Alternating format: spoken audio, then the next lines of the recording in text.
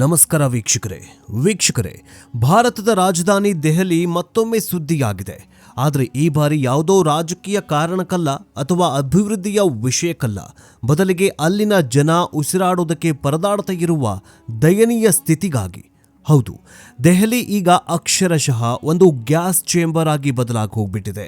ಮುಂಜಾನೆ ಎದ್ರೆ ಸೂರ್ಯ ಕಾಣಿಸೋದಿಲ್ಲ, ಬದಲಿಗೆ ದಟ್ಟವಾದ ಹೊಗೆ, ಮಂಜು. ಉಸಿರಾಡಿದ್ರೆ ಶ್ವಾಸಕೋಶದಲ್ಲಿ ಉರಿ, ಕಣ್ಣುಗಳಲ್ಲಿ ನೀರು.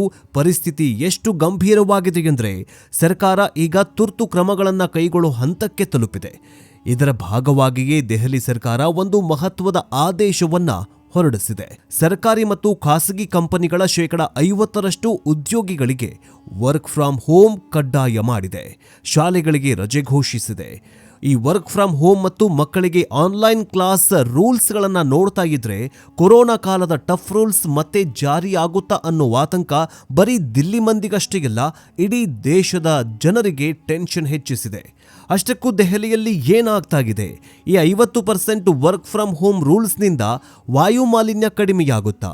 ಈ ವಿಷಗಾಳಿ ಮನುಷ್ಯನ ಆಯಸ್ಸನ್ನ ಹೇಗೆ ಕಿತ್ತು ತಿಂತಾ ಇದೆ? ಬೆಂಗಳೂರಲ್ಲೂ ವಾಯು ಮಾಲಿನ್ಯ ಹೆಚ್ಚಾಗಿದ್ದು ಇಲ್ಲಿಯೂ ಕೂಡ ವರ್ಕ್ ಫ್ರಮ್ ಹೋಮ್, ಶಾಲಾ ಕಾಲೇಜುಗಳಿಗೆ ರಜೆ, ಹೀಗೆ ಟಫ್ ರೂಲ್ಸ್ ಜಾರಿಯಾಗುತ್ತೆ. ಈ ಎಲ್ಲ ಕುರಿತಂತೆ ಮಾಹಿತಿಯನ್ನ ಕೊಡ್ತಾ ಹೋಗ್ತೀವಿ. ಆದರೆ ಅದಕ್ಕಿಂತ ಮುಂಚೆ ಕೊರೋನಾ ಕಾಲದ ಟಫ್ ರೂಲ್ಸ್ ಮತ್ತೆ ಜಾರಿ ಆಗ್ಬೇಕಾ ಬೇಡವಾ? ದೆಹಲಿ, ಉತ್ತರ ಭಾರತದ ಮಂದಿ ಬೆಂಗಳೂರನ್ನ ಸೇರಿ ಇಲ್ಲೂ ಕೂಡ ವಾಯು ಮಾಲಿನ್ಯ ಹೆಚ್ಚು ಮಾಡ್ತಾ ಇದ್ದಾರಾ? ಇದರ ಬಗ್ಗೆ ನಿಮ್ಮ ಅನಿಸಿಕೆ ಏನು? ಕಮೆಂಟ್ ಮೂಲಕ ತಿಳಿಸಿ. ಬನ್ನಿ ವಿಡಿಯೋವನ್ನ ಶುರು ಮಾಡೋಣ.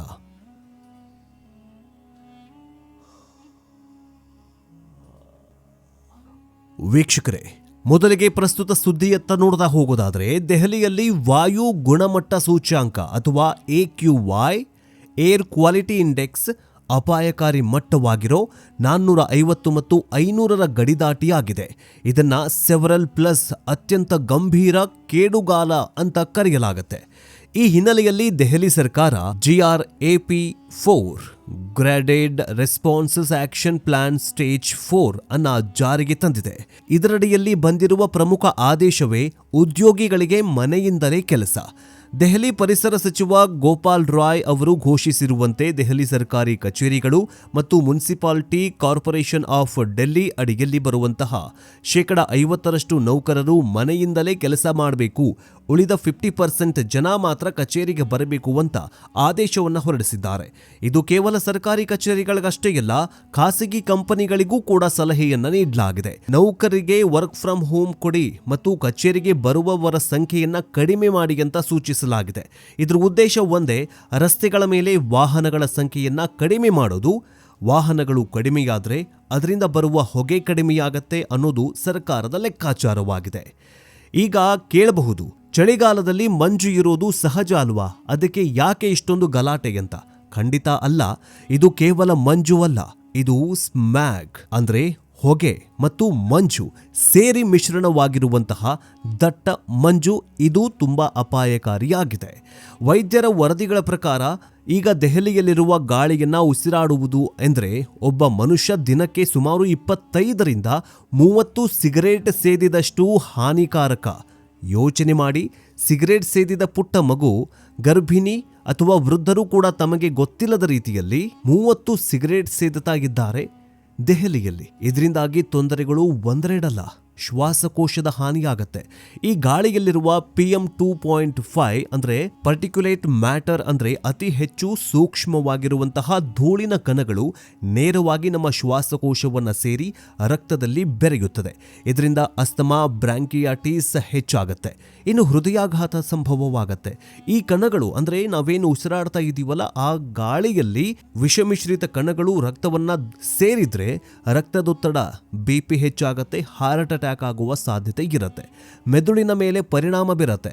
ಇತ್ತೀಚಿನ ಒಂದು ಸಂಶೋಧನೆ ಹೇಳುತ್ತೆ, ವಾಯು ಮಾಲಿನ್ಯವು ಮಕ್ಕಳ ಬುದ್ಧಿಶಕ್ತಿಯನ್ನ ಕುಗ್ಗಿಸ್ತಾ ಇದೆ ಮತ್ತು ವೃದ್ಧರಲ್ಲಿ ಅನೇಕ ಡೇಂಜರಸ್ ಕಾಯಿಲೆಗಳನ್ನ ಹೊತ್ತು ತರ್ತಾ ಇದೆ ಅಂತ ವರದಿ ಹೇಳ್ತಾ ಇದೆ. ಇನ್ನು ಕಣ್ಣಿನ ಉರಿ, ಕಚೇರಿಗಳಿಗೆ ಹೋಗುವವರು ಹೆಲ್ಮೆಟ್ ಹಾಕಿದ್ರೂ ಕೂಡ ಕಣ್ಣು ಉರಿತಾ ಇದೆ, ನೀರು ಬರ್ತಾ ಇದೆ ಅಂತ ದೂರನ್ನ ಹೇಳ್ತಾ ಇದ್ದಾರೆ. ಹಾಗೆಯೇ ದೆಹಲಿಯಲ್ಲಿ ಅತಿ ಹೆಚ್ಚಾಗಿ ಆಫೀಸ್ಗಳಿದ್ದು ಕೆಲವೊಂದಿಷ್ಟು ಖಾಸಗಿನೂ ಇದ್ದಾವೆ, ಜೊತೆಗೆ ಸರ್ಕಾರಿ ಆಫೀಸ್ಗಳು ಇದ್ದಾವೆ. ಅಲ್ಲಿ ಹೋಗಲೇಬೇಕು, ವರ್ಕ್ ಮಾಡಲೇಬೇಕು. ಇನ್ನು ವರ್ಕ್ ಫ್ರಮ್ ಹೋಮ್ ನಿಜಕ್ಕೂ ಕೆಲಸ ಮಾಡುತ್ತಾ? ಈಗ ಸರ್ಕಾರ ತೆಗೆದುಕೊಂಡಿರುವಂತಹ ನಿರ್ಧಾರ ಬಗ್ಗೆ ಚರ್ಚಿಸುವುದಾದ್ರೆ 50% ಜನರಿಗೆ ಮನೆಯಲ್ಲಿಯೇ ಕುಳಿತು ಕೆಲಸ ಮಾಡಿ ಅಂತ ಸರ್ಕಾರ ಆದೇಶ ಮಾಡಿದೆ. ಇದು ಎಷ್ಟರ ಮಟ್ಟಿಗೆ ಸರಿ? ಇದು ಕೂಡ ಒಂದು ವಾದ ಶುರುವಾಗಿದೆ. ವಾಹನಗಳು ದೆಹಲಿಯ ಮಾಲಿನ್ಯದ ಒಂದು ದೊಡ್ಡ ಕಾರಣವಾಗಿದೆ. ದೆಹಲಿಯಲ್ಲಿ ಲಕ್ಷಾಂತರ ಕಾರುಗಳು ಮತ್ತು ಬೈಕ್ಗಳು ಪ್ರತಿನಿತ್ಯ ರಸ್ತೆಗಿಳಿತವೆ. ವರ್ಕ್ ಫ್ರಮ್ ಹೋಮ್ನಿಂದಾಗಿ ಕನಿಷ್ಠ ಪಕ್ಷ 30-40% ವಾಹನ ಸಂಚಾರ ಕಡಿಮೆಯಾದರೆ ಅಷ್ಟರ ಮಟ್ಟಿಗಾದರೂ ಇಂಗಾಲದ ಡೈಆಕ್ಸೈಡ್ ಮತ್ತು ಇತರೆ ವಿಷಕಾರಿ ಅನಿಲಗಳು ವಾತಾವರಣ ಸೇರೋದು ತಪ್ಪತ್ತೆ. ಕೋವಿಡ್ ಸಮಯದಲ್ಲಿ ಲಾಕ್ಡೌನ್ ಆದಾಗ ನಾವಿದನ್ನು ನೋಡಿದ್ವಿ. ಲಾಕ್ಡೌನ್ ಟೈಮಲ್ಲಿ ಎಷ್ಟು ಶುಭ್ರವಾದ ಗಾಳಿ ಇತ್ತು. ಇದು ತಾತ್ಕಾಲಿಕವಾಗಿಯೂ ಆಗಿದ್ರೂ ಕೂಡ ಸ್ವಲ್ಪ ಜನ ನಿರಾಳರಾಗಿದ್ದರು. ಇನ್ನು ಮತ್ತೊಂದು ವಿರೋಧವಾಗ್ತಾ ಇದೆ. ಅಂದರೆ ಇದು ವಿರೋಧ ಹೆಂಗಾಗ್ತಾ ಇದೆ ಅಂತಂದರೆ, ಈಗ ವರ್ಕ್ ಫ್ರಮ್ ಹೋಮಿಗೆ ಕೊಟ್ಟಿದ್ದರಿಂದ ಇದನ್ನು ವಿರೋಧ ಮಾಡ್ತಾ ಇದ್ದಾರೆ. ಕೇವಲ ಕಾರುಗಳನ್ನು ನಿಲ್ಲಿಸಿದ್ರೆ ಸಾಲದು. ಯಾಕಂದರೆ ದೆಹಲಿಯಲ್ಲಿ ವಾಯು ಮಾಲಿನ್ಯಕ್ಕೆ ವಾಹನಗಳು ಕೇವಲ ಒಂದು ಕಾರಣವಲ್ಲ. IIT ಕಾನ್ಪುರದ ಅಧ್ಯಯನದ ಪ್ರಕಾರ ಚಳಿಗಾಲದ ಮಾಲಿನ್ಯಕ್ಕೆ ಅತಿದೊಡ್ಡ ಕಾರಣ ಬಯೋಮಾಸ್ ಬರ್ನಿಂಗ್ ಅಥವಾ ಪಂಜಾಬ್ ಮತ್ತು ಹರಿಯಾಣಗಳಲ್ಲಿ ರೈತರು ಸುಡುವಂತಹ ಬೆಳೆ ತ್ಯಾಜ್ಯ. ಜನರು ಮನೆಯಲ್ಲೇ ಇದ್ದರೂ ಹೊರಗಿನಿಂದ ಗಾಳಿ ಮೂಲಕ ಬರುವ ಈ ಹೊಗೆಯನ್ನು ತಡೆಯೋದಕ್ಕೆ ಸಾಧ್ಯವಿಲ್ಲ. ಅಲ್ಲದೆ ಮನೆಯಲ್ಲಿ ಜನ ಇದ್ದಾಗ ಹೀಟರ್ ಬಳಕೆ, ಎಲೆಕ್ಟ್ರಿಸಿಟಿ ಬಳಕೆ ಜಾಸ್ತಿ ಆಗಬಹುದು. ಹಾಗಾಗಿ ವರ್ಕ್ ಫ್ರಮ್ ಹೋಮನ್ನು ತೆಗೆದು ಬಿಡಿ, ಚಿಕಿತ್ಸೆ ಬೇರೆ ಏನಾದರೂ ಕೊಡಬಹುದು, ಕಾಯಿಲೆಗಳಿಗೆ ಮದ್ದಿಲ್ಲ ಅಂತ ಕೆಲವೊಂದಿಷ್ಟು ಜನ ಹೇಳ್ತಾ ಇದ್ದಾರೆ. ಇಲ್ಲಿ ವರ್ಕ್ ಫ್ರಮ್ ಹೋಮ್ ಕೊಡೋದು ಒಂದು ಕಡೆ ಓಕೆ, ಪಾಸಿಟಿವ್ ಆಗಿ ವಾದಗಳು ಕೇಳಿ ಬರ್ತಾಗಿದ್ರೆ, ವರ್ಕ್ ಫ್ರಮ್ ಹೋಮ್ಗಳಲ್ಲಿ ಅಥವಾ ವರ್ಕ್ ಫ್ರಮ್ ಹೋಮ್ ಶುರುವಾದರೆ ಜನರು ಮನೆಯಿಂದ ಕೆಲಸ ಮಾಡಿದ್ರೆ ಎಲೆಕ್ಟ್ರಿಸಿಟಿ ಜಾಸ್ತಿ ಆಗುತ್ತೆ ಅಥವಾ ನೀರು ಹೀಟರ್ಗಳನ್ನು ಜಾಸ್ತಿ ಬಳಸ್ತಾರೆ ಅಂತ ಇನ್ನೊಬ್ಬರು ವಾದ ಮಾಡ್ತಾ ಇದ್ದಾರೆ. ಇನ್ನು ಪ್ರತಿ ವರ್ಷ ನವೆಂಬರ್ ಡಿಸೆಂಬರ್ ಬಂತಂದ್ರೆ ಸಾಕು, ದೆಹಲಿ ಯಾಕೆ ಹೀಗಾಗತ್ತೆ? ಬೇರೆ ನಗರಗಳಲ್ಲಿ ಉದಾಹರಣೆಗೆ ಬೆಂಗಳೂರು ಅಥವಾ ಮುಂಬೈ ಇಷ್ಟೊಂದು ಸಮಸ್ಯೆ ಯಾಕೆ ಆಗೋದಿಲ್ಲ ಅನ್ನೋದಕ್ಕೆ 3 ಕಾರಣಗಳು ಇದ್ದಾವೆ. ಒಂದನೇದು ಭೌಗೋಳಿಕ ಹಿನ್ನೆಲೆ, ಜಿಯೋಗ್ರಫಿ. ದೆಹಲಿಯು ಲ್ಯಾಂಡ್ ಲಾಕ್ ಪ್ರದೇಶವಾಗಿದೆ. ಅಂದರೆ ಸುತ್ತಲೂ ಭೂಮಿಗಿದೆ, ಸಮುದ್ರ ಇಲ್ಲ. ಮುಂಬೈ ಅಥವಾ ಚೆನ್ನೈನಲ್ಲಿ ಸಮುದ್ರದ ಗಾಳಿ ಬಂದು ಮಾಲಿನ್ಯವನ್ನು ಕೊಚ್ಚಿಕೊಂಡು ಹೋಗುತ್ತೆ. ಆದರೆ ದೆಹಲಿಯಲ್ಲಿ ಚಳಿಗಾಲದ ಟೈಮಲ್ಲಿ ಗಾಳಿಯ ವೇಗ ಅಂದರೆ ವಿಂಡ್ ಸ್ಪೀಡ್ ತೀರಾ ಕಡಿಮೆಯಾಗಿರುತ್ತೆ. ಇದರಿಂದ ಹೊಗೆ ಎಲ್ಲಿಗೂ ಹೋಗಲಾರದೆ ಅಲ್ಲಿಗೆ ನಿಂತು ಬಿಡುತ್ತೆ. ಇನ್ನು ಪಂಜಾಬ್ ಮತ್ತು ಹರಿಯಾಣದಲ್ಲಿ ಭತ್ತದ ಕಟಾವಿನ ನಂತರ ಉಳಿದ ಹುಲ್ಲನ್ನು ರೈತರು ಬೆಂಕಿ ಇಟ್ಟು ಸುಟ್ಟು ಬಿಡ್ತಾರೆ. ಅಕ್ಟೋಬರ್ ನವೆಂಬರ್ ತಿಂಗಳಲ್ಲಿ ಗಾಳಿಯ ದಿಕ್ಕು ದೆಹಲಿಯ ಕಡೆಗೆ ಇರೋದ್ರಿಂದ ಈ ಎಲ್ಲ ಹೊಗೆ ದೆಹಲಿಯ ಮೇಲೆ ಬಂದ್ಬಿಡತ್ತೆ. ಇನ್ನು ದೆಹಲಿ NCRನಲ್ಲಿ ನಡೆಯುವಂತಹ ಕಟ್ಟಡ ಕಾಮಗಾರಿಗಳು, ಇಟ್ಟಿಗೆ ಗೂಡುಗಳು ಮತ್ತು ವಾಹನಗಳ ಹೊಗೆ ಇವೆಲ್ಲವೂ ಕೂಡ ಈಗ ದೆಹಲಿಯನ್ನು ಗ್ಯಾಸ್ ಚೇಂಬರನ್ನಾಗಿ ಮಾಡಿಬಿಟ್ಟಿದೆ. ಇನ್ನು GRAP4 ಅಡಿಯಲ್ಲಿ ಬೇರೇನೇನು ನಿರ್ಬಂಧಗಳನ್ನು ಹೇರಲಾಗಿದೆ. ಕೇವಲ ವರ್ಕ್ ಫ್ರಮ್ ಹೋಮ್ ಅಷ್ಟೇ ಅಲ್ಲ, ಈ ಒಂದು ಗ್ರೇಟರ್ ರೆಸ್ಪಾನ್ಸ್ ಆಕ್ಷನ್ ಪ್ಲಾನ್ ಪ್ರಕಾರ ಇನ್ನೂ ಕೆಲವೊಂದಿಷ್ಟು ನಿಯಮಗಳನ್ನು ಜಾರಿಗೆ ತರಲಾಗಿದೆ. ಟ್ರಕ್ಗಳಿಗೆ ನೋ ಎಂಟ್ರಿ. ಅಗತ್ಯ ವಸ್ತುಗಳನ್ನು ಸಾಗಿಸುವ ಟ್ರಕ್ಗಳನ್ನು ಹೊರತುಪಡಿಸಿ ಬೇರೆ ಯಾವುದೇ ಭಾರೀ ವಾಹನಗಳನ್ನು ದೆಹಲಿಯನ್ನು ಪ್ರವೇಶ ಮಾಡದಂತೆ ನೋಡಿಕೊಳ್ಳಲಾಗ್ತಾಗಿದೆ. BS4 ಡೀಸೆಲ್ ವಾಹನಗಳು ಮತ್ತು BS3 ಪೆಟ್ರೋಲ್ ವಾಹನಗಳ ಸಂಚಾರವನ್ನು ಸಂಪೂರ್ಣವಾಗಿ ನಿಷೇಧ ಮಾಡಲಾಗಿದೆ. ಇನ್ನು ಶಾಲಾ ಕಾಲೇಜುಗಳಿಗೆ ಬಂದ್. 10 ಮತ್ತು 12ನೇ ತರಗತಿಯನ್ನು ಹೊರತುಪಡಿಸಿ ಉಳಿದೆಲ್ಲ ತರಗತಿಗಳಿಗೆ ರಜೆ ಘೋಷಿಸುವಂತಹ ಇನ್ನೂವರೆಗೂ ಆ ಒಂದು ರೂಲ್ಸನ್ನು ತಂದಿದ್ದಾರೋ ಇಲ್ವೋ ಅಂತ ಕನ್ಫರ್ಮ್ ಆಗಿ ಗೊತ್ತಿಲ್ಲ. ಈಗ ಮಕ್ಕಳು ಅಂದರೆ ಈಗ ವರ್ಕ್ ಫ್ರಮ್ ಹೋಮ್ ಕೊಟ್ಟಿದ್ದಾರೆ ಅಂತಂದರೆ ಮಕ್ಕಳನ್ನು ಶಾಲೆಗಳಿಗೆ ಕಳಿಸೋದು ಕೂಡ ಪ್ಯಾರೆಂಟ್ಸ್, ಪೋಷಕರು ಹಿಂದೆ ಮುಂದೆ ನೋಡ್ತಾರೆ. ಅದಕ್ಕೋಸ್ಕರ ಈಗ ಜನನೂ ಕೂಡ ಎಚ್ಚೆತ್ತುಕೊಳ್ತಾ ಇದ್ದಾರೆ. ನಮ್ಮ ಮಗು ಹೊರಗಡೆ ಆಡೋದಕ್ಕೆ ಹೋದರೆ ಅಥವಾ ನಮ್ಮ ಮಕ್ಕಳನ್ನು ಸ್ಕೂಲ್ಗಳಿಗೆ, ಕಾಲೇಜ್ಗಳಿಗೆ ಕಳಿಸ್ಕೊಟ್ರೆ ಅವ್ರಿಗೇನಾದರೂ ಪ್ರಾಬ್ಲಮ್ ಆಗಬಹುದಲ್ಲ ಅನ್ನುವಂತಹ ನಿಟ್ಟಿನಲ್ಲಿ ಪೋಷಕರೇ ಮಕ್ಕಳನ್ನು ಮನೆಯಲ್ಲಿಗೆ ಅಂದರೆ ಆನ್ಲೈನ್ ಕ್ಲಾಸ್ ಮಾಡಿಕೊಡಿ ಅಂತ ಶಾಲಾ ಕಾಲೇಜಿನ ಪ್ರಾಂಶುಪಾಲರಿಗೋ ಅಥವಾ ಸಂಸ್ಥೆಗಳಿಗೋ ಈಗ ಒತ್ತಡವನ್ನು ಹೇರ್ತಾಗಿದ್ದಾರೆ. ಹೀಗಿರುವಾಗ ಈಗ ವರ್ಕ್ ಫ್ರಮ್ ಹೋಮ್ ಜೊತೆಗೆ ಶಾಲಾ ಕಾಲೇಜುಗಳಿಗೂ ಕೂಡ ಬೀಗ ಬೀಳುವ ಸಾಧ್ಯತೆ ಇದೆ. ಇನ್ನು ಸರ್ಕಾರಿ ಯೋಜನೆಗಳನ್ನು ಹೊರತುಪಡಿಸಿ ಖಾಸಗಿ ಕಟ್ಟಡ ನಿರ್ಮಾಣ ಕಾಮಗಾರಿಗಳನ್ನು ನಿಲ್ಲಿಸಬೇಕಾಗಿದೆ. ಅಂದರೆ ನಿಲ್ಲಿಸುವಂತಹ ಒಂದು ಆದೇಶವನ್ನು ಹೊರಡಿಸಲಾಗಿದೆ. ಧೂಳು ಏಳದಂತೆ ನೋಡಿಕೊಳ್ಳೋದಕ್ಕೆ ನೀರು ಸಿಂಪಡಿಸುವ ಯಂತ್ರಗಳನ್ನು ಬಳಸ್ಕೊಳ್ಬೇಕು. ಇಲ್ಲವಾದರೆ ಕಟ್ಟಡಗಳನ್ನು ನೀವು ನಿರ್ಮಾಣ ಮಾಡುವ ಕಾಮಗಾರಿಯನ್ನು ಇಲ್ಲಿಗೆ ಸ್ಟಾಪ್ ಮಾಡಬೇಕು ಅಂತ ಖಡಕ್ ಆಗಿರುವ ಆದೇಶವನ್ನು ಹೊರಡಿಸಿದ್ದಾರೆ. ಹಾಗಾದ್ರೆ ಈ ವಾಯು ಮಾಲಿನ್ಯಕ್ಕೆ ಶಾಶ್ವತ ಪರಿಹಾರನೇ ಇಲ್ವಾ? ಶಾಶ್ವತ ಯಾಕೆ ಪರಿಹಾರ ಇಲ್ಲ? ಪ್ರತಿ ವರ್ಷ ನಾವು ಇದೇ ಸುದ್ದಿಯನ್ನು ಕೇಳ್ತೇವೆ. ಪ್ರತಿ ವರ್ಷ ಸರ್ಕಾರಗಳು ತಾತ್ಕಾಲಿಕ ಕ್ರಮಗಳನ್ನು ಕೈಗೊಳ್ತಾರೆ. ಹಾಗಾದರೆ ಯಾವುದೇ ಶಾಶ್ವತ ಮುಕ್ತಿನೇ ಇಲ್ವಾ ಇದಕ್ಕೆ? ಸಾರ್ವಜನಿಕರಿಗೆ ಸಾರಿಗೆ ಬಲಪಡಿಸೋದು ಅಂದರೆ ದೆಹಲಿ ಮೆಟ್ರೋ ಮತ್ತು ಬಸ್ ವ್ಯವಸ್ಥೆಗಳನ್ನು ಇನ್ನಷ್ಟು ಬಲಪಡಿಸಿ ಜನರು ಸ್ವಂತ ಕಾರುಗಳನ್ನು ಬಿಟ್ಟರು ಮೆಟ್ರೋ ಬಳಸುವಂತೆ ಉತ್ತೇಜನ ಮಾಡಬೇಕು. ಯಾಕಂತಂದರೆ ವಾಯು ಮಾಲಿನ್ಯ ಈಗ ನೀವು ಬೆಂಗಳೂರಲ್ಲೂ ಕೂಡ ನೋಡ್ತಾ ಇದ್ದೀರಾ, ಎಷ್ಟೊಂದು ಟ್ರಾಫಿಕ್ ಜಾಮ್ ಇದೆ, ವಾಹನ ಸಂಚಾರ ದುಪ್ಪಟ್ಟಾಗಿದೆ. ಒಬ್ಬರೇ ಕೂತಿರ್ತಾರೆ ಕಾರಲ್ಲಿ, ಯಾವುದೋ ಒಂದು ಸ್ಥಳದಿಂದ ಇನ್ನೊಂದು ಸ್ಥಳಕ್ಕೆ ಹೋಗೋದಕ್ಕೆ ಕಾರನ್ನೇ ಬಳಕೆ ಮಾಡ್ತಾರೆ, ಬೈಕ್ಗಳನ್ನು ಬಳಕೆ ಮಾಡೋದಿಲ್ಲ. ಹೀಗಿರುವಾಗ ಈಗ ನಮ್ಮ ಪರಿಸರ ನಮ್ಮ ಬೆಂಗಳೂರಲ್ಲೂ ಕೂಡ ಅಷ್ಟೇ ವಾಯು ಮಾಲಿನ್ಯ ಜಾಸ್ತಿ ಆಗ್ತಾ ಇದೆ. ಯಾವ ಕಾರಣದಿಂದಾಗಿ? ಇಲ್ಲಿರುವಂತಹ ವಾಹನ ದಟ್ಟಣೆಯಿಂದಾಗಿ. ಈ ವಾಹನ ದಟ್ಟಣೆಯನ್ನು ಟ್ರಾಫಿಕ್ ಜಾಮನ್ನು ಕಡಿಮೆ ಮಾಡಿ ಜನ ಮೆಟ್ರೋ ಸ್ಟೇಷನ್ಗಳಿಗೋ ಅಥವಾ ಬಸ್ಗಳನ್ನು ಅವಲಂಬನೆ ಅಂದರೆ ಯೂಸ್ ಮಾಡಿಕೊಳ್ಬೇಕು. ಸರ್ಕಾರ ಆ ನಿಟ್ಟಿನಲ್ಲಿ ಕ್ರಮ ಕೈಗೊಳ್ಳಬೇಕು ಅನ್ನೋದು ಜನರ ಅಂದರೆ ಇದಕ್ಕೆ ಪರಿಹಾರ ಅಂತಲೇ ಹೇಳಬಹುದು. ಇನ್ನೊಂದು ಪರ್ಯಾಯ ಏನಂತಂದರೆ ಈ ದೆಹಲಿ ವಾಯು ಮಾಲಿನ್ಯ ಕಡಿಮೆ ಮಾಡಬೇಕು ಅಂತಂದರೆ ಪಂಜಾಬ್ ಮತ್ತು ಹರಿಯಾಣ ಏನು ರೈತರು ಏನು ಹುಲ್ಲುಗಳನ್ನು ಸುಡ್ತಾರಲ್ಲ, ಹುಲ್ಲುಗಳನ್ನು ಸುಡದಂತೆ ಬೇರೆ ಯಾವುದಾದ್ರೂ ಕ್ರಮಗಳನ್ನು ಕೈಗೊಳ್ಳಬೇಕು. ಸಬ್ಸಿಡಿ ದರದಲ್ಲಿ ಕೆಲವೊಂದಿಷ್ಟು ಯಂತ್ರೋಪಕರಣಗಳನ್ನು ಕೊಡಬೇಕು. ತ್ಯಾಜ್ಯಗಳಿಂದ ವಿದ್ಯುತ್ ಅಥವಾ ಗೊಬ್ಬರವನ್ನು ತಯಾರಿಸುವ ಕಾರ್ಖಾನೆಗಳನ್ನು ಅಲ್ಲಿ ನೀವೇನಾದರೂ ಓಪನ್ ಮಾಡಿದ್ರೆ ಈ ಸುಡುವಂತಹ ಪ್ರಾಸೆಸ್ ಇರುತ್ತಲ್ಲ, ಪದ್ಧತಿ ಇದೆಯಲ್ಲ, ಇದಕ್ಕೆ ಬ್ರೇಕ್ ಹಾಕಬಹುದು ಅನ್ನುವಂತಹ ಒಂದು ವಿಚಾರ ಇದೆ. ಇನ್ನು ವಿದ್ಯುತ್ ವಾಹನಗಳನ್ನು ಬಳಸೋದ್ರಿಂದ ಅಂದರೆ ಪೆಟ್ರೋಲ್ ಡೀಸೆಲ್ ವಾಹನಗಳನ್ನು ಹಂತವಾಗಿ ಕಡಿಮೆ ಮಾಡಿ ಎಲೆಕ್ಟ್ರಿಕ್ ವಾಹನಗಳನ್ನು ಬಳಕೆಯನ್ನು ಕಡ್ಡಾಯಗೊಳಿಸಬೇಕು. ಅದು ಹೆಂಗೆ ಕಡ್ಡಾಯಗೊಳಿಸ್ತೀರಾ? ಈಗೆಲ್ಲ ನಿಮ್ಗೆ ಗೊತ್ತೇ ಇದೆ, ಎಲೆಕ್ಟ್ರಿಕ್ ವಾಹನಗಳನ್ನು ತೊಗೊಂಡ್ರೆ ಅಲ್ಲಿ ಸಬ್ಸಿಡಿ ಕೊಡ್ತಾ ಇಲ್ಲ ಸರ್ಕಾರ. ಸಬ್ಸಿಡಿ ಕೊಡದೇ ಬಿಡಿ, ನಮ್ಮ ದುಡ್ಡಲ್ಲೇ ನಾವೇ ತೊಗೊಳ್ತೀವಿ EVM ಈ ವಿದ್ಯುತ್ ಚಾಲಿತ ಅಥವಾ ಬ್ಯಾಟ್ರಿ ಬೈಕ್ಗಳನ್ನು. ಆದರೆ ಅದಕ್ಕೆ ಸರಿಯಾದಿರುವಂತಹ ವ್ಯವಸ್ಥೆ ಇಲ್ಲ. ಬ್ಯಾಟ್ರಿ ಚಾರ್ಜಿಂಗ್ ಹಾಕೊಳ್ಳೋದಕ್ಕೆ ವ್ಯವಸ್ಥೆ ಇಲ್ಲ. ಕಂಪನಿಗಳು ಇಲ್ಲೇನಾಗ್ತಾ ಇದೆ ಅಂದರೆ ಸರಿಯಾದ ಸರ್ವಿಸ್ ಕೊಡ್ತಾ ಇಲ್ಲ. ಹೀಗಾಗಿ ಓಲಾ, ಊಬರ್ನಂತಹ ಕೆಲವೊಂದಿಷ್ಟು ಈ EV ಅಂದರೆ ವಿದ್ಯುತ್ ಚಾಲಿತ ವಾಹನಗಳನ್ನು ತಯಾರು ಮಾಡುವಂತಹ ಕಂಪನಿಗಳು ಭಾರತದಲ್ಲಿ ಕರೆಕ್ಟ್ ಆಗಿರೋ ಸರ್ವಿಸ್ ಕೊಡದೇ ಇರೋದ್ರಿಂದಾಗಿ ಜನ EV ಅಂದರೆ ಬ್ಯಾಟ್ರಿ ಚಾಲಿತ ಬೈಕ್ಗಳನ್ನು ಅಥವಾ ವಾಹನಗಳನ್ನು ತೆಗೆದುಕೊಳ್ಳೋದಕ್ಕೆ ಮುಂದೆ ಬರ್ತಾಗಿಲ್ಲ.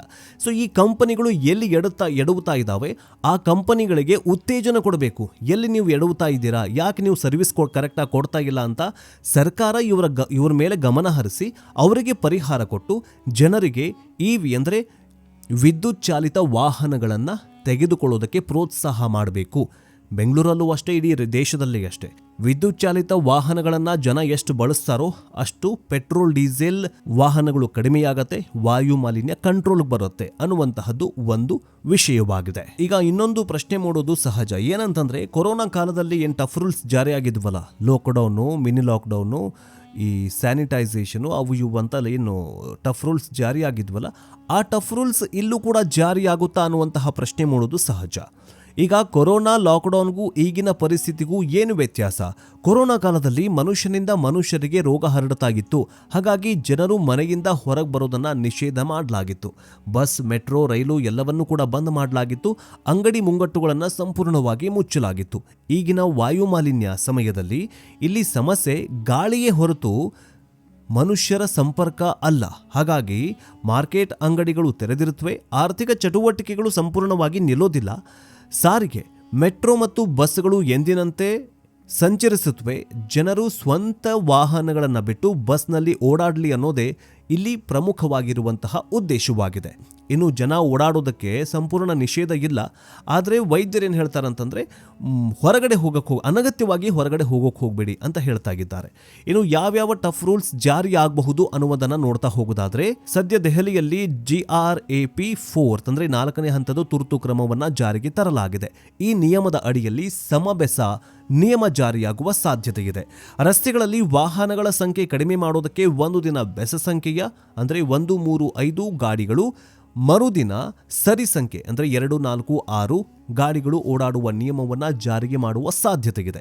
ಇನ್ನು 100% ವರ್ಕ್ ಫ್ರಮ್ ಹೋಮ್, ಸದ್ಯಕ್ಕೆ 50% ವರ್ಕ್ ಫ್ರಮ್ ಹೋಮನ್ನು ಈ ನೌಕರರಿಗೆ ಮಾತ್ರ ಮನೆಯಿಂದ ಕೆಲಸ ಮಾಡೋದಕ್ಕೆ ಒಂದು ನಿಯಮವನ್ನು ಮಾಡಲಾಗಿದೆ. ಗಾಳಿಯ ಗುಣಮಟ್ಟ 500ಕ್ಕಿಂತ ಕಡಿಮೆ ಆಗದಿದ್ದರೆ ಖಾಸಗಿ ಮತ್ತು ಸರ್ಕಾರಿ ಕಚೇರಿಗಳನ್ನು ಸಂಪೂರ್ಣವಾಗಿ ಮುಚ್ಚಿ ಎಲ್ಲರಿಗೂ ವರ್ಕ್ ಫ್ರಮ್ ಹೋಮ್ ನೀಡಬಹುದು. ಜೊತೆಗೆ ಈಗಾಗಲೇ ಹಳೆಯ ಡೀಸೆಲ್ BS4 ಮತ್ತು ಪೆಟ್ರೋಲ್ BS3 ವಾಹನಗಳನ್ನು ರಸ್ತೆಗೆ ಇಳಿಸಿದರೆ ಪೊಲೀಸರು ಸೀಸ್ ಮಾಡ್ತಾರೆ ಮತ್ತು 20,000ಕ್ಕೂ ಹೆಚ್ಚು ದಂಡವನ್ನು ವಿಧಿಸಬಹುದು. ಇನ್ನು ಸದ್ಯ ಕಾಲೇಜುಗಳು ಮುಚ್ಚಿವೆ. ಪರಿಸ್ಥಿತಿ ಹೀಗೆಯೇ ಮುಂದುವರೆದರೆ ಶಾಲಾ ಕಾಲೇಜುಗಳು, ವಿಶ್ವವಿದ್ಯಾಲಯಗಳು ಕೂಡ ರಜೆಯನ್ನು ಘೋಷಿಸಿ ಆನ್ಲೈನ್ ಕ್ಲಾಸ್ ಶುರು ಮಾಡುವಂತಹದ್ದು ಕೂಡ ತಲೆಯಲ್ಲಿ ಇದೆ. ಇದೆಲ್ಲವೂ ದೆಹಲಿಯ ಪರಿಸ್ಥಿತಿಯಾದರೆ, ಅಂದರೆ ಈಗ ರಾಷ್ಟ್ರ ರಾಜಧಾನಿಯಲ್ಲಿ ಕಳೆದ 8-9 ವರ್ಷಗಳಿಂದ ವಾಯು ಮಾಲಿನ್ಯ ಮಿತಿಮೀರಿ ಹೋಗಿದೆ. ಈಗ ರಾಜ್ಯ ರಾಜಧಾನಿ ಬೆಂಗಳೂರಿನ ಸರದಿಯಾಗಿದೆ. ಬೆಂಗಳೂರಲ್ಲೂ ವಾಯು ಮಾಲಿನ್ಯ ಹೆಚ್ಚಾಗ್ತಾ ಇದೆ. ಬೆಂಗಳೂರಿಗರಿಗೆ ಉಸಿರಾಟದ ಸಮಸ್ಯೆ ಎದುರಾಗುವ ಆತಂಕ ಎದುರಾಗಿದೆ. ಹೌದು, ದೆಹಲಿಯಲ್ಲಿ ಪ್ರತಿ ತಿಂಗಳು ಉಸಿರಾಟ ಸಮಸ್ಯೆಯಿಂದ ಅನಾರೋಗ್ಯಗಳು ಜನರಲ್ಲಿ ಹೆಚ್ಚಾಗ್ತಾಗಿವೆ. ದೆಹಲಿಯ ವಾಯು ಮಾಲಿನ್ಯದ ಕಾರಣಕ್ಕಾಗಿ ಜನ ದೆಹಲಿ ಬಿಟ್ಟು ದೇಶದ ಬೇರೆ ಬೇರೆ ನಗರಗಳಿಗೆ ವಲಸೆ ಹೋಗ್ತಿದ್ದಾರೆ. ಆದರೆ ನಮ್ಮ ರಾಜ್ಯ ರಾಜಧಾನಿ ಬೆಂಗಳೂರಲ್ಲೂ ಕೂಡ ಸದ್ದಿಲ್ಲದೆ ವಾಯು ಗುಣಮಟ್ಟ ಕುಸಿತವಾಗ್ತಾ ಇರುವುದು ಬೆಳಕಿಗೆ ಬಂದಿದೆ. ಇದರಿಂದ ಬೆಂಗಳೂರಿನಲ್ಲೂ ದೆಹಲಿಯಂತೆ ಜನರಲ್ಲಿ ಉಸಿರಾಟದ ಸಮಸ್ಯೆಗಳು ಸೃಷ್ಟಿಯಾಗುವ ಆತಂಕ ಎದುರಾಗಿದೆ. ಬೆಂಗಳೂರಿನ ಕಲುಷಿತ ಗಾಳಿಯಿಂದಾಗಿ ಜನ ಉಸಿರುಗಟ್ಟಿಸುವಂತಹ ವಾತಾವರಣ ನಿರ್ಮಾಣವಾಗ್ತಾಗಿದೆ. ಗಾಳಿಯ ಗುಣಮಟ್ಟ ಕುಸಿತಾಗಿದೆ. ಕಲುಷಿತ ಗಾಳಿಯಲ್ಲಿ ರಾಷ್ಟ್ರ ರಾಜಧಾನಿ ದೆಹಲಿಯನ್ನು ಬೆಂಗಳೂರು ಮೀರಿಸುತ್ತಾ ಅನ್ನೋ ಪ್ರಶ್ನೆ ಈಗ ಎದುರಾಗಿದೆ. ದೆಹಲಿಯಲ್ಲಿ AQI 450 ಇದ್ರೆ ಸಿಲಿಕಾನ್ ಸಿಟಿಯಲ್ಲಿ AQI 180 ದಾಖಲಾಗಿದೆ. ಬೆಂಗಳೂರಿನಲ್ಲಿ ವಾಯು ಮಾಲಿನ್ಯದ ಗುಣಮಟ್ಟ ಗಂಭೀರವಾಗಿದೆ. ಗಾಳಿಯ ಗುಣಮಟ್ಟ ಸೂಚ್ಯಾಂಕ 180ಕ್ಕೆ ತಲುಪಿದೆ. ವಾಹನ ದಟ್ಟಣೆ, ನಿರ್ಮಾಣ ಕಾರ್ಯಗಳು, ಚಳಿಗಾಲದಿಂದ ಗಾಳಿಯ ಗುಣಮಟ್ಟ ಹಾಳಾಗ್ತಾಗಿದೆ. ಸಾರ್ವಜನಿಕರು ಮಾಸ್ಕ್ ಧರಿಸಿ ಹೊರಗೆ ಹೋಗೋದನ್ನು ತಪ್ಪಿಸಿ ಎಚ್ಚರ ವಹಿಸಿ ಅನ್ನೋದೇ ಉತ್ತಮ. ಇನ್ನು ಮುಂದಿನ ಕೆಲವೊಂದಿಷ್ಟು ದಿನಗಳವರೆಗೆ ಇದೇ ಸ್ಥಿತಿ ಮುಂದುವರಿಯುವ ಸಾಧ್ಯತೆ ಇದೆ. ಅನಾರೋಗ್ಯ ಪೀಡಿತರ ಮೇಲೆ ಹಾಗೂ ಯುವಕರು, ಮಕ್ಕಳ ಮೇಲೆ ಹೆಚ್ಚಿನ ಪರಿಣಾಮವನ್ನು ಉಂಟು ಮಾಡ್ತಾ ಇದೆ. ಹಾಗಾದರೆ AQI ಈಗಾಗಲೇ ಜಾಸ್ತಿ ಆಗಿರೋದ್ರಿಂದಾಗಿ ಯಾಕೆ ಬೆಂಗಳೂರಲ್ಲಿ ಗಾಳಿಯ ಗುಣಮಟ್ಟ ಇಳಿಕೆಯಾಗ್ತಾ ಇದೆ? ಯಾಕೆ ಇಲ್ಲೂ ಕೂಡ ವಿಷಗಾಳಿ ಆಗ್ತಾ ಇದೆ ಅಂತಂದರೆ, ಕಾರಣ ಒಂದು, ಅರ್ಧಂಬರ್ಧ ಕಾಮಗಾರಿ. ಬೆಂಗಳೂರಿನ ಅನೇಕ ಕಡೆಗಳಲ್ಲಿ ಕಾಮಗಾರಿಗಳು ನಡೀತಾ ಇವೆ. ಹಲವಾರು ಕಡೆಗಳಲ್ಲಿ BDA, JBA ಅಧಿಕಾರಿಗಳು ಕಾಮಗಾರಿ ಮಾಡ್ತಾ ಇದ್ದಾರೆ. ಇದರ ಜೊತೆಗೆ ಕಾಮಗಾರಿ ವಿಳಂಬ ಆಗಿರೋದು ಕೂಡ ಇದರಿಂದ ಧೂಳು ಕೂಡ ಜಾಸ್ತಿ ಆಗ್ತಾ ಇದೆ. ಕಾರಣ ಎರಡು, ವಾಹನ ದಟ್ಟಣೆ. ಬೆಂಗಳೂರಲ್ಲಿ ಅತಿ ಹೆಚ್ಚು ಟ್ರಾಫಿಕ್ ದಟ್ಟಣೆ ಇದೆ. ಪ್ರತಿದಿನ 3,000ದಿಂದ 5,000 ವಾಹನಗಳು ಸೇರ್ಪಡೆಯಾಗ್ತಾ ಇದ್ದಾವೆ. ಕೆಲವರು ಎಮಿಷನ್ ಟೆಸ್ಟ್ ಅನ್ನು ಮಾಡಿಸದೆ, ಅಂದರೆ PUC ಮಾಡಿಸದೆ ಗಾಡಿಗಳನ್ನು ಓಡಿಸ್ತಾ ಇದ್ದಾರೆ. ಇದರಿಂದಲೂ ಕೂಡ ಹೆಚ್ಚಿನ ಟ್ರಾಫಿಕ್ ಜಾಮ್ ಆಗ್ತಾ ಇದೆ. ಟ್ರಾಫಿಕ್ ಜಾಮ್ನಿಂದ ವಾಹನಗಳ ಹೊಗೆಯಿಂದ ವಾಯು ಮಾಲಿನ್ಯ ಹೆಚ್ಚಳವಾಗ್ತಾಗಿದೆ. ಇನ್ನು ಕಾರಣ 3, ಚಳಿಯ ವಾತಾವರಣ. ಚಳಿಯ ವಾತಾವರಣದಿಂದಾಗಿಯೂ ಗಾಳಿಯ ಗುಣಮಟ್ಟ ಇಳಿಕೆಯಾಗ್ತಾ ಇದೆ. ಮಿನಿಟ್ ಪೊಲ್ಯೂಷನ್ಸ್ನ ವಾತಾವರಣದಲ್ಲಿಯೇ ಹಿಡಿದಿಟ್ಟುಕೊಳ್ಳೋ ಕಾರಣಕ್ಕೆ ಗಾಳಿ ಕಲುಷಿತವಾಗ್ತಾ ಇದೆ. ಮಂಜು ಬೀಳ್ತಾ ಇರೋದ್ರಿಂದ ಅದರ ಜೊತೆಗೆ ಪೊಲ್ಯೂಷನ್ ಮಿಕ್ಸ್ ಆಗಿ ಗಾಳಿ ವಿಷವಾಗ್ತಾಗಿದೆ. ಹೀಗಾಗಿ ಜನ ಏನು ಉಸಿರಾಟ ಮಾಡ್ತಾ ಇದ್ದಾರಲ್ಲ, ಆ ಉಸಿರಾಟದಲ್ಲಿ ವಿಷಕಣಗಳು ಹೋಗ್ತಾ ಇದ್ದು ಶ್ವಾಸಕೋಶ ಸೇರಿದಂತೆ ಅನೇಕ ಕಡೆಗಳಲ್ಲಿ ಇದು ಮಾನವನಿಗೆ ಎಫೆಕ್ಟ್ ಆಗ್ತಾ ಇದೆ. ಇನ್ನು ವೈದ್ಯರೇನು ಹೇಳ್ತಾರಂದ್ರೆ, ಬೆಚ್ಚಗಿನ ಆಹಾರ ಸೇವನೆ ಮಾಡಿ, ಹೊರಗಡೆ ಜಂಕ್ ಫುಡ್ ಕಮ್ಮಿ ಮಾಡಿ, ಹೊರಗಡೆ ಹೋಗುವ ವೇಳೆ ಮಾಸ್ಕ್ ಧರಿಸಿ ಹೋಗೋದು ಉತ್ತಮ ಅಂತ ವೈದ್ಯರೇ ಈಗ ಸಲಹೆಯನ್ನು ಕೊಡ್ತಾಗಿದ್ದಾರೆ. ಉಸಿರಾಟದಲ್ಲಿ ತೊಂದರೆ ಕಂಡು ಬಂದರೆ ಅಥವಾ ಸಮಸ್ಯೆಗಳಾದರೆ ಶೀಘ್ರವೇ ವೈದ್ಯರನ್ನು ಸಂಪರ್ಕಿಸಿ ಅಂತ ಹೇಳ್ತಾಗಿದ್ದಾರೆ. ಈಗ ಒಂದು ಕಡೆ ಬೆಂಗಳೂರಿಗರಿಗೆ ವಾಯು ಮಾಲಿನ್ಯದ ಟೆನ್ಷನ್ ಹೆಚ್ಚಾಗಿದ್ರೆ, ಇನ್ನೊಂದು ಕಡೆ ಚಳಿಗೆ ವಾತಾವರಣ ಮತ್ತಷ್ಟು BP ರೈಸ್ ಮಾಡ್ತಾ ಇದೆ. ಈ BP ರೈಸ್ನಿಂದಾಗಿ ಇತ್ತೀಚಿನ ದಿನಗಳಲ್ಲಿ, ಕಳೆದ 2-3 ದಿನಗಳಲ್ಲಿ ಬೆಂಗಳೂರಿನಲ್ಲಿ ಹಾರ್ಟ್ ಅಟ್ಯಾಕ್ ಪ್ರಕರಣಗಳು ಕೂಡ ಹೆಚ್ಚಾಗ್ತಾಗಿದ್ದಾವೆ. ಇವೆಲ್ಲವುಗಳನ್ನು ನೋಡ್ತಾಗಿದ್ರೆ ವಾಯು ಮಾಲಿನ್ಯ ನಮ್ಮಲ್ಲೂ ಕೂಡ ದೆಹಲಿಯಿಂದ ಬೆಂಗಳೂರಿಗೆ ವಿಷಗಾಳಿ ಬಂದಂತೆ ಕಾಣಿಸ್ತಾಗಿದೆ. ಸೊ ಹೀಗಾಗಿ ನಾವು ಕೂಡ ಎಚ್ಚೆತ್ತುಕೊಳ್ಬೇಕು. ಏನು ಮಾಡಬೇಕು ಅಂತಂದರೆ, ಹೊರಗಡೆ ಒಬ್ಬರೇ ಹೋಗಬೇಕಾದ್ರೆ ಕಾರ್ ತೊಗೊಂಡು ಹೋಗಬೇಡಿ. ಮೆಟ್ರೋಗಳನ್ನು ಬಳಸಿ. ನಿಮ್ಮ ಏರಿಯಾಗಳಲ್ಲಿ ಮೆಟ್ರೋ ಇದ್ದರೆ ಮೆಟ್ರೋಗಳನ್ನು ಬಳಸಿ. ಜೊತೆಗೆ ಬಸ್ ಇದ್ದರೆ ಬಸ್ ಫೆಸಿಲಿಟಿಗಳನ್ನು ಬಳಸಿ. ಸುಮ್ಮನೆ ಬೈಕು ಅಥವಾ ಕಾರುಗಳನ್ನು ತಗೊಂಡು ಹೊರಗಡೆ ಹೋಗಬೇಡಿ. ಅದರಿಂದಲೂ ಕೂಡ ವಾಯು ಮಾಲಿನ್ಯ ಹೆಚ್ಚಾಗ್ತಾಗಿದೆ. ಸಪೋಸ್ ಏನಾದರೂ ವಾಯು ಮಾಲಿನ್ಯ ಹೆಚ್ಚಾಗಿದ್ದೇ ಆದಲ್ಲಿ ಕೊರೋನಾಗಿಂತಲೂ ಅತಿ ಕಠಿಣ ಟಫ್ ರೂಲ್ಸ್ ಜಾರಿಯಾಗುವುದು ಫಿಕ್ಸ್ ಅಂತ ವಿಜ್ಞಾನಿಗಳು ಹೇಳುತ್ತಾಗಿದ್ದಾರೆ. ಇದರ ಬಗ್ಗೆ ನಿಮಗೇನು ಅನ್ಸುತ್ತೆ ಕಮೆಂಟ್ ಮೂಲಕ ತಿಳಿಸಿ. ನೆಕ್ಸ್ಟ್ ಎಪಿಸೋಡ್ನೊಂದಿಗೆ ಮತ್ತೆ ಭೇಟಿಯಾಗೋಣ. ಜೈ ಹಿಂದ್, ಜೈ ಕರ್ನಾಟಕ, ನಮಸ್ಕಾರ.